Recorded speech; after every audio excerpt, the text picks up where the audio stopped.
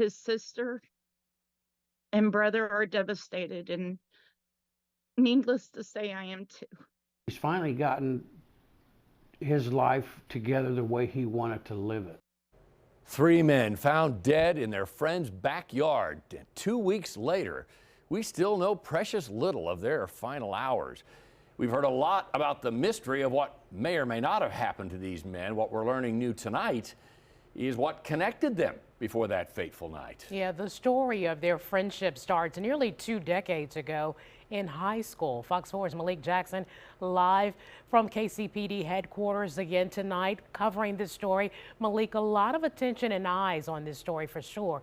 And in that sometimes we forget that 3 families tonight, that they have 2 weeks that's gone by and they have no questions but a lot of grief.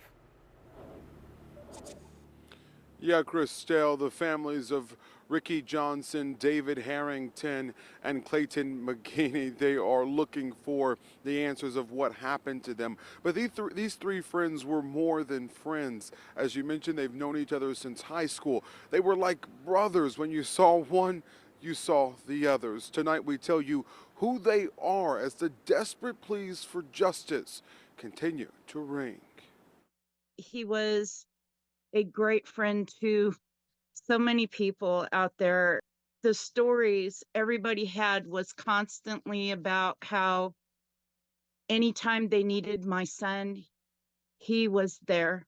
David Harrington, a teddy bear, there when you call and always could be counted on. No kids of his own, but 2 bonus children he was raising. A family man, of course, a Chiefs fan. Now his mom devastated, broken, but determined. That my son and these other men were wonderful people. They deserve justice. And the whole story needs to come out. Harrington's friend Clayton McGinney, a fiance he loved nothing more than her. Tested, nothing for him came easy, but when it came to the work he did, he put his all into it. Some of the friends that gave little whatnots about him and how just a wonderful guy he was. Never had a temper. Never got in arguments with anybody if he did. McGinney and Harrington's friend Ricky Johnson, a father to 3 kids. One of his kids' mothers says Johnson was the best co-parent one could ask for. The day he went missing, his 4-year-old daughter, all she wanted to do was talk to her father, a chance she never got. The man who lived inside of the home, Jordan Willis, the person at the center of this story, became friends with the 3 high school buddies in the last 3 to 5 years, according to multiple family sources. Watching the Chiefs game on a Sunday wasn't only normal, it was the expectation. But the Chiefs' last regular season game just 2 weeks ago would prove to be their last. These men first connected by friendship since high school, now linked by the mysterious circumstances of their deaths. He's not telling the whole story. He's covering something up. If you're telling the truth, the story should be the same.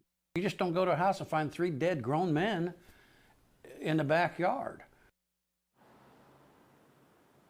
Now, all 3 men this past weekend were celebrated together like lifelong friends. We reached out to KCPD, and they were still waiting to hear back from the medical examiner. John. Well, Malik, you had a chance to talk to the medical examiner's office today. Any word on when we may get some answers? One would assume toxicology reports would be important here.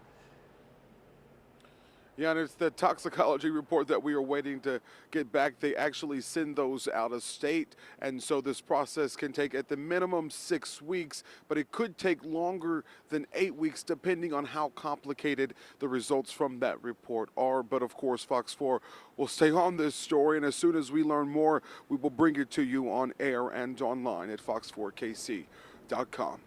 John. Malik Jackson at police headquarters downtown. Malik, thanks.